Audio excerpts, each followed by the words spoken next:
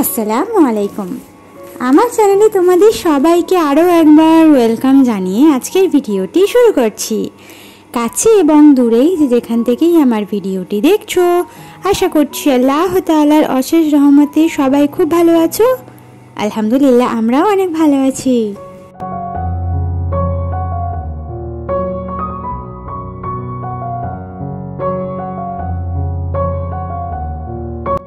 তো বেশ কয়েকদিন আগে যে মা নারকেলের পিঠা বানিয়েছিল, সেই পিঠা থেকে কিন্তু কিছুটা পরিমাণে নারকেলের পুর বেঁচে গিয়েছিল। তো সেটা ফ্রিজের মধ্যে আমি স্টোর করে রেখে দিয়েছিলাম। যেহেতু অনেক কদিন হয়ে গেছে, তাই ওটা নর্মাল ফ্রিজে রাখতে পারিনি, ডিপ ফ্রিজেই রাখা ছিল। তো হঠাৎ করে আজকে ভাবলাম, কদিন ধরে কিন্তু সকালবেলা রুটি খাওয়া হচ্ছে, তো আজকে আর ভালো লাগছিল না একই পদ্ধতিতে রুটি করতে। তো সে কারণে একটুখানি চালের আটাও ছিল, তো সেটার সঙ্গে সম পরিমাণে ময়দা মিশিয়ে সামান্য পরিমাণে লবণ দিয়ে একটা ব্যাটার তৈরি করে নিয়েছি পাতলা করে। সেই ব্যাটারটা জাস্ট একটুখানি তাওয়াতে ছড়িয়ে দিলাম, দিয়ে তারপরে কিন্তু নারকেলের পুরটা অবশ্যই একটু গরম করে তুলে নিয়েছি কড়াইতে আগেতে, কারণ ফ্রিজের মধ্যে ছিল তো আবার শুকিয়ে মতো গেছিলো। তো সে কারণে অল্প একটুখানি পানি দিয়ে ওটাকে আমি গরম করে নিয়েছিলাম, নিয়ে ওইভাবে কিন্তু একটু পাটিসাপটা টাইপসের বানিয়ে নিলাম। তাহলে কিন্তু সকালের নাস্তাটা আমার হয়ে গেল।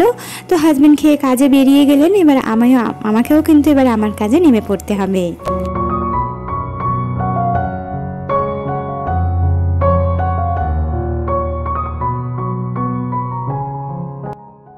তো আমার এক দিদিবোনের ইচ্ছে ছিল জানতে যে আমি শাড়িও পরি। তো আমার যারা রেগুলার ভিউয়ার্স রয়েছে তারা তো অবশ্যই জানো যে আমি শাড়ি ছাড়া সব কিছুই পরি, বেশিরভাগ ক্ষেত্রে নাইটিটাই পরি, কারণ মেয়েকে ব্রেস্ট ফিডিং করাতে হয়। তো সেক্ষেত্রে নাইটিটাই আমার কাছে বেশি সুবিধাজনক বলে মনে হয়। তবে শাড়িটা পরলেও ব্রেস্ট ফিডিং করতে কোনো সমস্যা হয় না। তবে শাড়িটা পরলে না আমি হাঁটাচলা করতে পারি না। এই যে আমাকে সারাদিন ছাদের উপরে যে কতবার ওঠানামা করতে হয়, জামা কাপড় শুকাতে দেওয়া, তারপর তোলা, মুরগিদের বারবার করে খাবার দিতে যাওয়া, তো এগুলো তো রয়েছে। তো সেই কারণে না, আর মেয়েকে নিয়ে যেহেতু ছাদের উপরে আমাকে যেতে হয়, তো আমি শাড়ি পরে না উঠতে গেলে আমার কাছে খুব রিস্ক মনে হয়।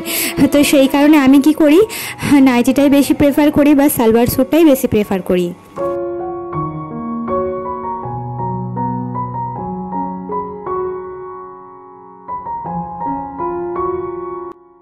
তো এখানে কিন্তু সংসারের কাজ যদি তুমি একা থাকো তাহলে তো কোনো কথাই নেই। মানে যাদের নতুন নতুন বিয়ে হয়েছে, যারা নতুন আমার দিদি বোনেরা রয়েছে, সংসার জীবনে এসেছো, তাদের কাছে হয়তো সংসারের কাজ অনেক বেশি কষ্টকর হতে পারে, যেমনটা আমার হতো। কিন্তু যখন তুমি একটা বাচ্চার মা হয়ে যাবে, তখন কিন্তু সেই সংসারের কাজগুলো সেই সময় তোমার কাছে সহজ হয়ে গেলেও বাচ্চা থাকার কারণে কিন্তু অনেক বেশি কঠিন হয়ে যাবে। মানে আমি ব্যাপারটা এটাই বলতে চাইছি যে কাজটা হয়তো তোমার কাছে অনেক বেশি সহজ হয়ে গেছে, কিন্তু বাচ্চাকে সামলে যখন তুমি সেই কাজটা করতে যাবে, তখন তুমি বুঝতে পারবে যে কাজটা কতটা পরিমাণে হেডেকপূর্ণ একটা কাজ। মানে তখনই বোঝা যায় যে কাজটা যে কিভাবে আমি কমপ্লিট করব ভেবেই পাচ্ছি না। মানে কত সময় আমি কমপ্লিট করতে পারবো, হয়তো মেয়ে যতটুকু সময় ঘুমাচ্ছে সেই সময় কমপ্লিট করতে হবে, নতুবা মেয়ে যতক্ষণ সময় পর্যন্ত খেলছে, মানে বাচ্চা, ততক্ষণ সময়ের মধ্যে তোমাকে কাজটা কমপ্লিট করতে হবে। তো এটা একটা প্যারাগ্রাফের মতো হয়ে যাবে তোমার কাছে। তো আমার যেই দিদি বোনেরা নতুন নতুন মা হতে চলেছো, তাদের কিন্তু অনেক অনেক ভালোবাসা রইল, আর তোমাদের আগামী আসার নতুন যারা যে আসছে তার জন্য অনেক অনেক দোয়া এবং ভালোবাসা রইল। তো এই যে যেমনটা বলেছিলাম, আমার এই যে আমি কলঘরে কাজ করতে করতেও কিন্তু আমার মেয়ের একটাই কাজ, ও আমার সঙ্গে বাথরুমের ভেতরে ঢুকে যাবে। তো আমার যেহেতু এখন রান্নাঘর কমপ্লিট হয়নি, বেশি নেই, তো সে কারণে আমি এখানেই কাজ করতে হয়, থালাবাটি ধুতে হয়। আর ওর একটা কাজ, ও আমার সঙ্গেই বসে থাকবে। এখানটা যেহেতু শুকনো, যেখানটা ও বসে আছে, সে কারণে আমার খুব একটা সমস্যা হয় না। বসে আবার নামে, আবার বসে ওঠে, তো ফাঁকেই কিন্তু আমি কাজটা সেরে ফেলি।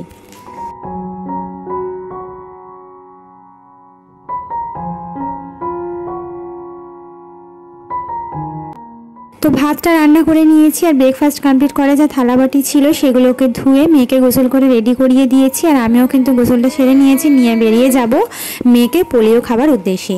আজকে ছিল মেয়ের 5 পোলিও খাওয়ানোর দিন, তো কালকের খিচুড়ি আনতে যাওয়ার সময় বলে দিয়েছিলেন, তো সেই কারণেই আর কি গিয়েছিলাম। তো এখন সেখানেই সেই উদ্দেশ্যেই আর কি বেরিয়ে পড়ছি।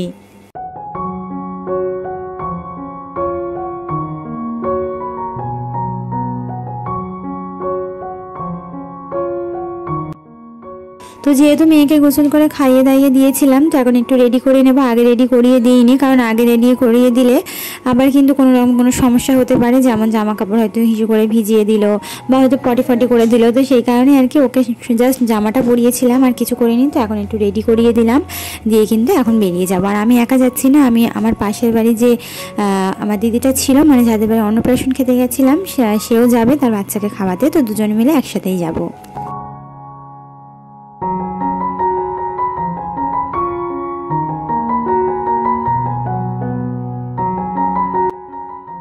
তো যেই দিদি বোনেরা আমার চ্যানেলের মধ্যে নতুন এসেছো, আমাকে প্রথমবার দেখছো, আমার ভিডিও দেখতে যদি তোমাদের একটু ভালো লেগে থাকে, তাহলে অনুরোধ করবো আমার চ্যানেলটিকে সাবস্ক্রাইব করে অবশ্যই বেল আইকনটা প্রেস করে দেবে।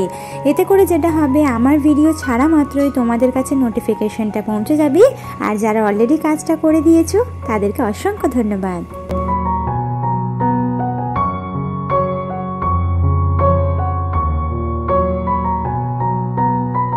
তো বাড়িতে এসেই সব থেকে প্রথম কাজ করলাম, সেটা হচ্ছে আমার ছাদের ওপরে ছানাপোনাগুলোকে খেতে দিলাম। সকালবেলা উঠে কিন্তু যখন ছাদে জামা কাপড় মেলতে এসেছিলাম তখন ওদের খাবার দিয়েছিলাম।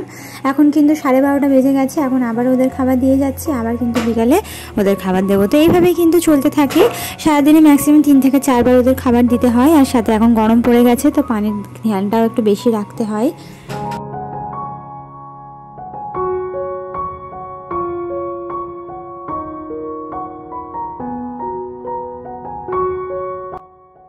ওরা তাড়াহুড়ো করে খেতে খেতে মাঝে মধ্যে কি করে না, পানি যতই দিয়ে যায় এসে দেখি পানি নেই, মানে ওরাই ফেলে দিয়েছে, এরকম একটা উল্টে দিয়েছে, এরকম হয়।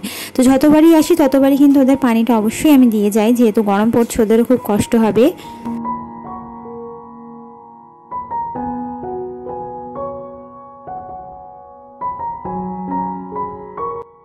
তো যাওয়ার সময় আমি শুধু ভাতটা রান্না করে চলে গিয়েছিলাম, বেশি সময় ছিল না। তো সে কারণে একটা তরকারি, তো সমস্যা নেই, ভাবলাম এসে রান্নাটা ধীরে সুস্থে করব। তো চলে এসে এবারে কিন্তু রান্নাটা করে নিচ্ছে, যেহেতু মাছটা আগের দিন ফ্রিজে ভাজাই ছিল, মানে অর্ধেকটা রান্না হয়েছিল আগের দিনকে আর অর্ধেকটা ছিল। তো সেই মাছটাই আলু দিয়ে আর কি টমেটো দিয়ে খুব ভালোভাবে একটু ঝোল করে নেব, মানে টমেটো আলু মাছের ঝোল যাকে বলে, করে নিলে কিন্তু হয়ে যাবে। একটা রেসিপি দিয়েই আজকে খাবো। আর আমাদের এক পদে খেতে কিন্তু কোনো সমস্যা হয় না। আসলে দুপুরবেলা আমার হাজব্যান্ড বাড়িতে থাকে না, আমি এবং মাই খাই, তো দুজনেই খাওয়া দাওয়াটা করব। তো কোনো রকম অসুবিধা হয় না। আমার শাশুড়ি মা তো মানে এসব দিকে কোনো ব্যাপারই না, তো এক পদে কিন্তু খেয়ে নেয়। আমার যাতে হেডেক না হয় সেই কারণে আমাকে বিশেষ করে এক পদে রান্না করতে বলেন, যাতে মেয়েকে নিয়ে আমার খুব একটা বেশি হেডেক না হয়। তো বেসিক্যালি আমার শাশুড়ি মেয়ে এমনই যে তুমি 2-3টে রান্না করতে যাবে, মেয়েকে সামলে হবে না, খুব তোমার কষ্ট হবে, অসুবিধা হবে। তো সেই কারণে আমাকে একটা রান্নাই করতে বলে, খুব বেশিরভাগ ক্ষেত্রে উনি বলে যে একটাই তরকারি করে নাও, অত ঝামেলা করতে হবে না। তো এমনটা আমার বোধহয় খুব কমই শাশুড়ি মা আছে যারা বউদের কথা এত চিন্তা করে। তো রাত্রিবেলাও যদি মাঝে মধ্যে হয় কি যে তরকারি একটু কম হয়ে গেছে, ভাবলাম যে কোনো কিছু একটা রান্না করব, মা বলে দরকার নেই, হয়ে যাবে, ওতেই আমাদের হয়ে যাবে, করতে হবে না ফালতু। ওখানে মা তো আসে অনেক রাত করে, ফলে আমাকেই মেয়েকে নিয়ে ঝামেলাটা করতে হবে।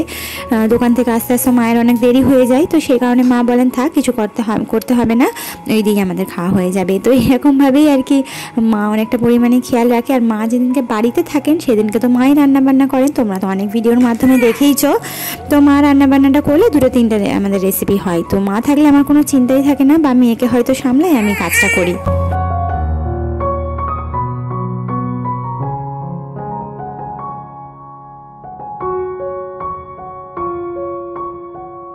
আমার সব দিদি বোনেরা তো রান্না বান্না জানে, তো রান্নার বিষয়ে আর তোমাদের কি বলবো। তো এখানে সরষের তেলের মধ্যে পেঁয়াজ এবং কাঁচা লঙ্কা দিয়ে খুব ভালোভাবে একটু লাল লাল করে ভেজে নিয়েছি। তারপর আদা রসুন বাটার একটুখানি গোটা জিরে দিয়েছি আমি তেলের ওপরে, দিয়ে কিন্তু খুব ভালোভাবে নাড়াচাড়া করে সব রকমের মশলা দিয়ে দিয়েছি, স্বাদ মতো লবণ, হলুদ গুঁড়ো, লঙ্কার গুঁড়ো, জিরা ধনিয়ার গুঁড়ো দিয়ে খুব ভালোভাবে নাড়াচাড়া করে মশলাটা কষিয়ে নিয়ে তারপর এর মধ্যে মটরশুঁটি আর সেই সাথে আলু দিয়ে দিলাম। আলুটা দেওয়ার পর দেখলাম একটা আলু তো আমি কাটতেই ভুলে গেছি, তো ওটাকে তো আর তোলা যাবে না, তো ওটাকে কিন্তু আমি হাতার মাধ্যমেই কেটে নিলাম, খুন্তি দিয়েই কেটে নিয়েছি, কোনো অসুবিধা হয়নি। তো এইভাবে একটু মাঝে মধ্যে হাসি পাই যে এইভাবেও কিন্তু করা যায়।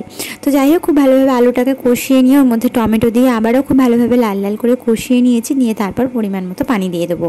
পানিটা দেওয়ার পর পানিটা যখন ফুটবে তখনই কিন্তু আমি এর মধ্যে মাছ দেবো। তো যতক্ষণ পানিটা ফুটবে ততক্ষণ তো আর দাঁড়িয়ে থাকবো না, ততক্ষণে কি করব, যেই সমস্ত থালাবাটিগুলো সকাল থেকে ধুয়ে রেখেছিলাম সেগুলোকে গুছিয়ে নেব।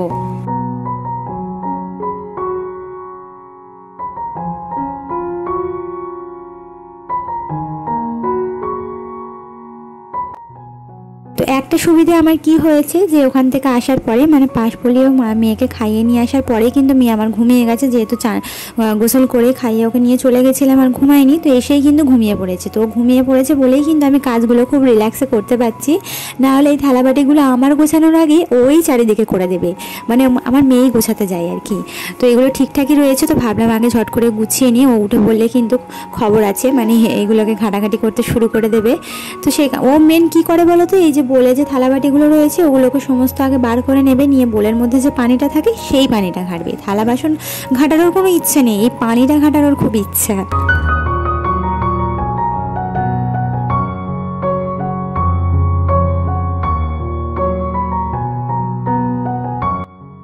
তো রিসেন্টলি আমার রান্নাঘরের এই যে কর্নারটা, এটা খুব বেশি নোংরা হয়েছিল, যারা আমার রেগুলার ভিউয়ার্স তারা জানো। তো এই কর্নারটাকে কালকে আমি পরিষ্কার করেছি, আর এখানটা সুন্দরভাবে একটু অর্গানাইজ করে নিয়েছি আমার মনের মতো করে।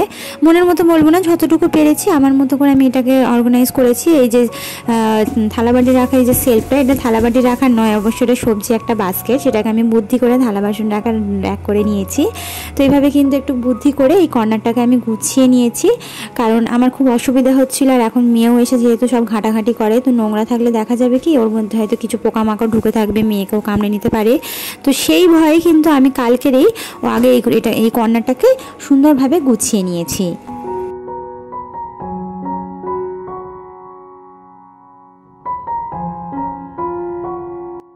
তো তোমাদের কাছে এই কর্নার একটা গোছানোর জন্য যদি কোনো আলাদা এক্সট্রা আইডিয়া থাকে আমাকে অবশ্যই কমেন্টে জানাবে, তাহলে আমি সেরকমভাবে রাখার চেষ্টা করব ইনশাল্লাহ।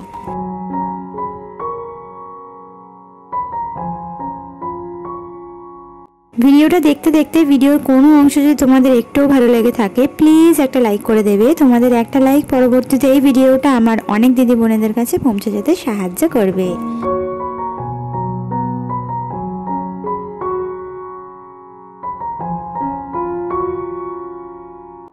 তো এই যে যতক্ষণে আমার তরকারির ঝোলটা ফুটলো ততক্ষণে কিন্তু আমি কতটা কাজ সেরে নিলাম বলো তো। তো এইভাবেই কিন্তু চেষ্টা করি একটা কাজ করতে করতে আরেকটা কাজ করে নিতে, না হলে আবার দেখা যায় কি সব কাজ একসাথে পেন্ডিংয়ে পড়ে গেছে। তাই বুদ্ধি করে একটা কাজ করতে করতে আরেকটা কাজ করে নেওয়ার চেষ্টা করি।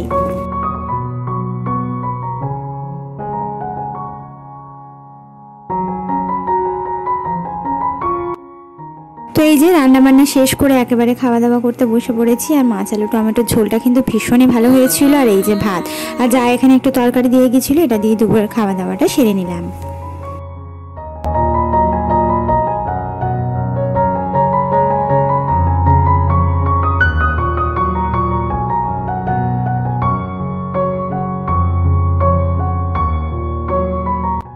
কালকেরে মা মার্কেটে গিয়েছিলেন, সেখান থেকে আসার পথে ফল কিনে নিয়ে এসেছিলেন। যেহেতু অনেকটা রাত, মানে রাত নয় সরি অনেকটা বেলা করে এসেছেন, 4টে সাড়ে 4টে বেজে গেছে, তাই সেগুলো আর খাওয়া হয়নি, এমনি রেখে দিয়েছিলাম। তো আজকের আর কি পেঁপেটা কেটে নিলাম, আর সেই সাথে ফল যা ছিল টুকিটাকে আমরা খাওয়া দাওয়া করবো।